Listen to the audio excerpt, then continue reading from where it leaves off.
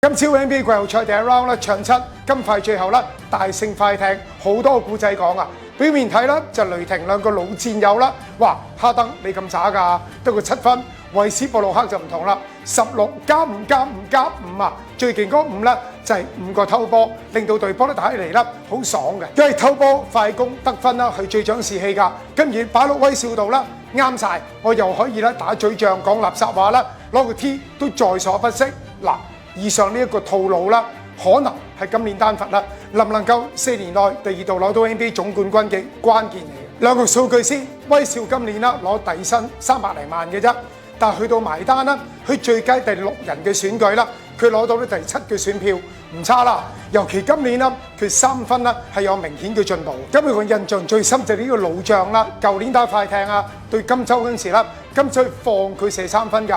但係今季咧，佢苦練3分啦，尤其底角嘅3分啦，係大幅嘅進步㗎。見到個老將嗰個鬥志仍然喺度。於是乎咧，公分教頭米高馬龍啦，同埋老闆高安基啦，簽300零萬啫嘛。嗱，本來威少嘅表現咧已經證明咗啦，老闆高安基同埋咧公分教練米高馬龍嘅選擇啦係啱嘅。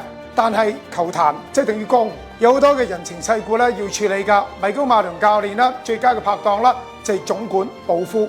布夫咧就會覺得，喂，威少啊，你都咁大年紀啦，仲咁唔成熟嘅，成日打嘴仗，成日攞 T， 跟住威少不嬲嘅性格啦，都係㗎啦，意見接受，行動照舊，佢仲要講明啊，我唔打嘴仗，唔攞 T， 士氣上唔到啦，我唔識打波㗎。於是乎，布夫去到季中啦，同米高馬龍啦開始喺度講啦，喂，你俾威少機會，不如咧俾我哋多啲新人機會啊，例如咧 Pickett 呢個新人啦，唔錯㗎，用佢多啲啊。結果隊波戰績冇問題，但係大概明星週末開始啦，佢哋嘅內控問題啦越嚟越嚴重，大家分咗邊嘅。結果咧就去到啦常規球賽剩翻3場啫，高安基決定啦炒係2個都炒，米高馬龍同埋布夫啦拗到不可開交，2個都唔好留低啦。今日高安基咧作出咗咧就2個好大嘅抉擇啦，就係俾咧名帥之後 Rick Adelman 嘅仔啦 David Adelman 咧係做看守嘅教練啦。另外決定壓住喺2少維斯布魯嗰度啦，繼續俾呢個老將打。同時間亦都不諱言講明啦，大匪做機智啦，係我哋嘅主心骨。我做啲乜嘢都問過呢個 MVP 級別嘅球員㗎。於是乎啦，就內亂評定啦。咁亦都有今朝場7啦，維斯布魯啦就成為啲球隊啦贏波嘅其中主要功臣啦。嗱，咁大個古仔都有個總結㗎，就係年僅44歲嘅祖樹高安基。睇開足球啊，英超嘅球迷啦，會唔會咦咁熟嘅個名？係啊，佢史坦高安基個仔史坦高安基係邊個啊？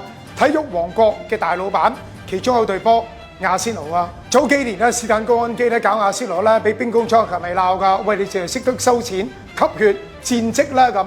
於是乎咧 ，Stan 就覺得自己老啦，不如將個位咧交俾 Josh 啦。結果 Josh 啦，兩邊足籃咧都搞得咁好㗎。